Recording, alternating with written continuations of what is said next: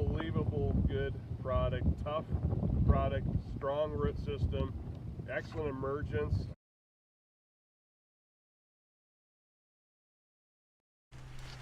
Hello everyone, welcome to the third virtual tour of the Wilbur-Ellis Plattsmouth plots located at Plattsmouth, Nebraska. I'm your agronomist, John McNamara.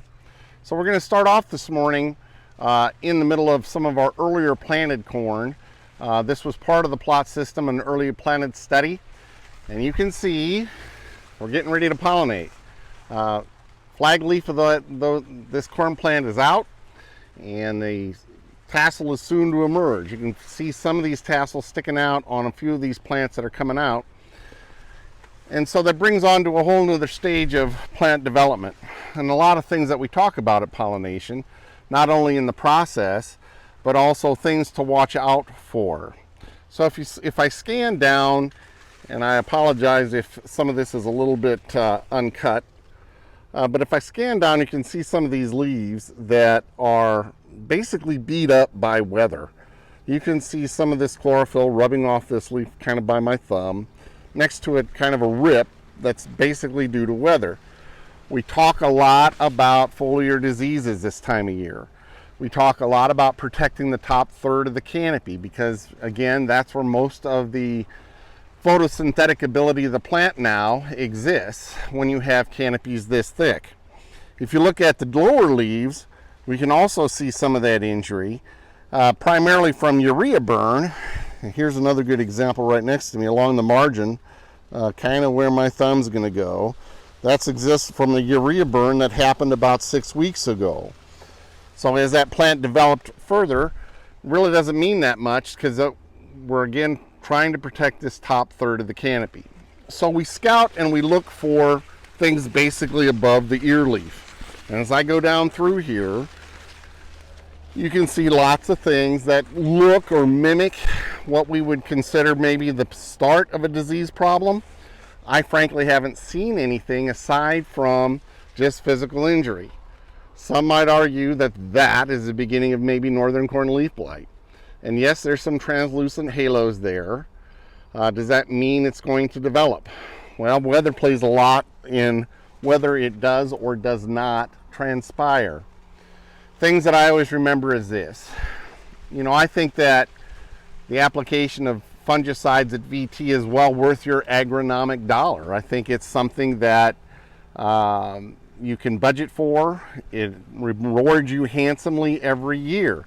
Now, this may not be the most integrated pest management theories, but you know, data suggests not only from what we do here at the branch, but also academic data over the last 10 to 12 years that you can accrue about a 14 bushel gain in yield with the application of a fungicide at VT.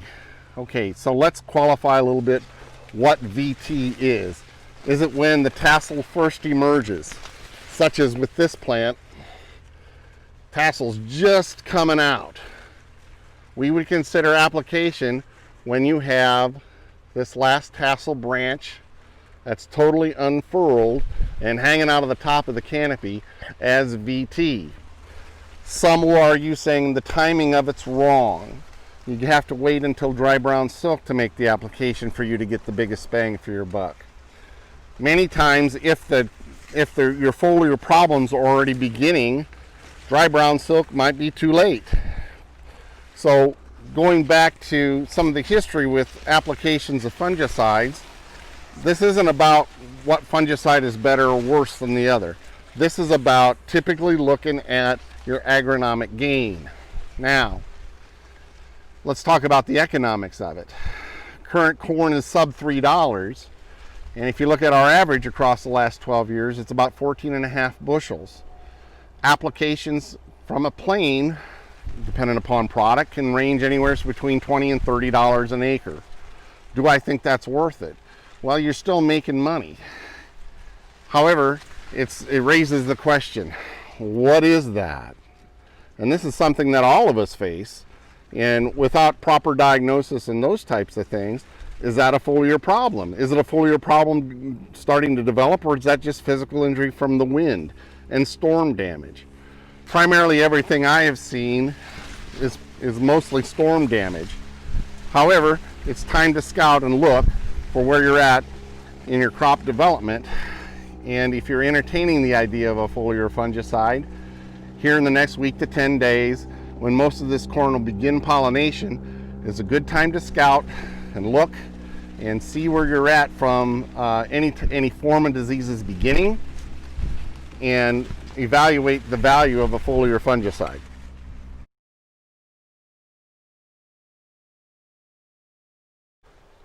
If you hang around in cornfields long enough, or even soybean fields for that matter, you can find lots of insects. And here's one that's been very common here in the last few years in Japanese beetles. Last year, combined with woolly bear caterpillar feeding, or thistle caterpillar, there were some instances where enough defoliation, primarily in soybeans, occurred that warranted a treatment. So the thing about Japanese beetles is that they're generally superficial. Here we find them in corn, and in many cases you might find more than one. You might find a whole honeycomb of Japanese beetles feeding on a corn plant, primarily on the silks, and I think they're attracted to basically the sugar content that they're finding in the silks to feed on. However, they're primarily a pest within soybeans. I bring all this up because they're around. Now, have they been economic yet? Is it something that I would put a insecticide with a post-emergent herbicide treatment on soybeans yet? The answer is no. Primarily because on soybeans, you need at least 30% defoliation for the treatment to pay for itself. So we're going back to the discussion surrounding agronomics versus economics. Agronomically, yeah, if you could put an insecticide on and protect that crop as much as you possibly can, that's a good idea. Economically, even with pyrethroids that are in the $5 per acre range as far as cost, it still throws the question out of balancing out your insect population. You don't want to try to kill off some of the beneficial insects that you might need later on in the plant's development. October is a long ways away from a plant development standpoint. So I would be careful in pulling the trigger on insecticides too early. When we see a few Japanese beetles, you might see a few thistle caterpillars around the edges of these fields. However, even last year where we had significant more feeding, it was hard pressed to find too much yield injury in those areas where it occurred.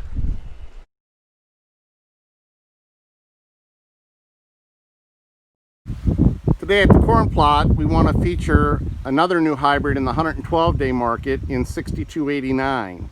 If you remember, in past weeks we featured 6088 and 6080, kind of companion products in that 110-day market. Now we move on to the 112 and 113-day market, and we like to have a companion product to 6357. If you remember, 6357 was a brand new release in 2019. For the 2020 season, we offer 6289.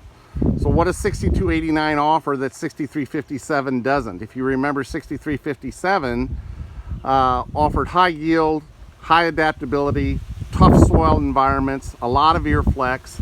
6289 looks to be more of a high productive, high management acre from what we know so far. And how we know this is that any of these hybrids that go through testing within the breeding organization of Dekalb go through what we call a PCM trial. PCM 3, 4, 5, 6. They're tried within the breeding network for about 6 to 7 years before they make commercial release. The data that we have so far suggests that 6289 has about a 13 bushel increase over yield over 6357. It's again featuring kind of that placement in that high managed bottom, high fertile acre.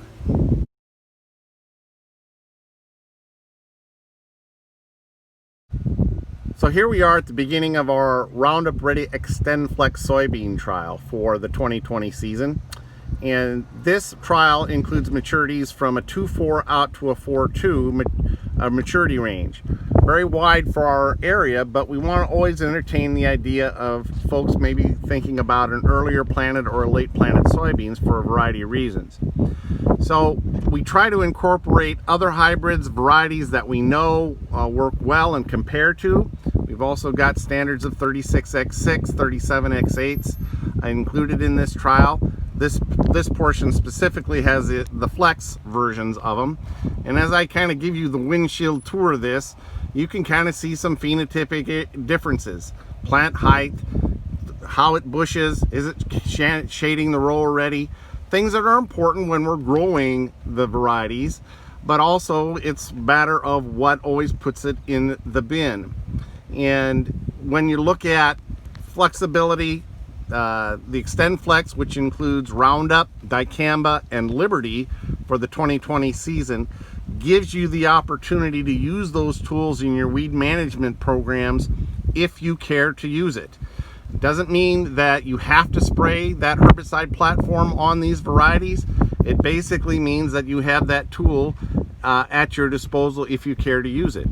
So along those lines, I've asked Steve Johnsen, the Southeast Nebraska Asgrow Dekalb agronomist, to visit with us a little bit regarding some of the mid-group 3 maturities, a little bit more extensive placement, as well as what we know from a yield standpoint. So Steve, take it away.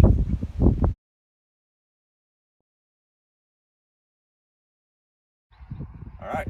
Hey guys, Steve Johnsen here, Dekalb and Asgrow Agronomist in Southeast Nebraska. Currently we're standing at Scott Wiens' plot just over here about 10 miles to the west of Beatrice, and we got an Extend Flex plot out here. Just wanted to walk through a handful of varieties that we're extremely excited about. As we're looking here in the field, this here's 37 XF1s. 37 XF1s. Just going to help you out with a little bit of the nomenclature here. The XF stands for Extend Flex. The 1 category is the 2021 launch, okay? So this is the next generation or second generation of Extend Flex products coming forward. But the benefit that I see out of 37 XF1s is pretty much so you guys that have been utilizing 37 X8s, you're going to gain similar components from that, because this is direct descendant of 37 X8s. And I'm not afraid to say that. I'm extremely excited about 37 XF1s because what we have seen historically out of 37 X8s and their ability to tolerate challenges. As you can see, this particular plot, I believe it was planted on I think it was the 15th of May, but I can't quite remember that. But really aggressive early growth, and that's what I love about this particular genetics. And as we go forward, I think this one's going to really have a big play for us. We're going to step down here a little ways. Here we got 36 XF1. So this one, again, brings a lot to the table, and the reason I feel confident in saying that is it is offspring of 36X6, which, as you all know, 36X6 has been our #1 volume product ever since 2016 when we really brought Extend to the platform. So it's going to offer a lot of what we actually see out of 36X6. One thing that I did notice about it this year is emergence was much stronger in 36X6. So the strength that it has is kind of a weakness of its parent. And so going forward, that's going to be helpful.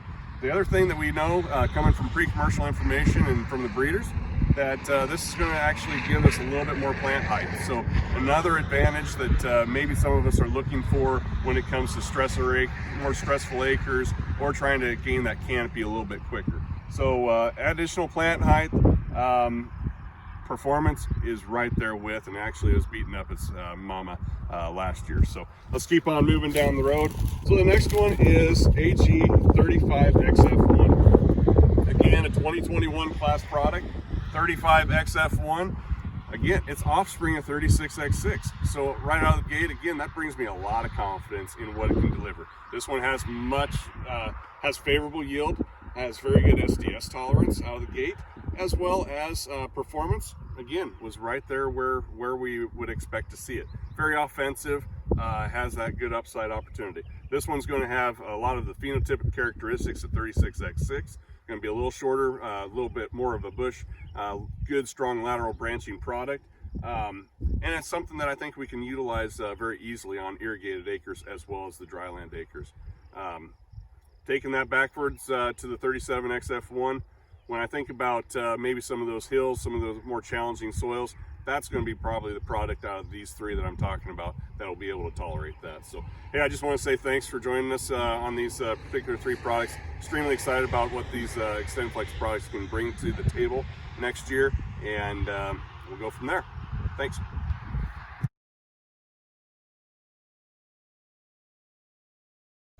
As we spoke about with the corn, growth has been very active and fast lately. Soybeans are no different. Now, these were beans that were planted on the 18th of April. They're Asgrow AG33XOs and planted in 15-inch spacings. As you can see, they've already canopied the row. We back up and look at where they're at from a developmental standpoint. I've pulled a plant to kind of give you a little bit better idea.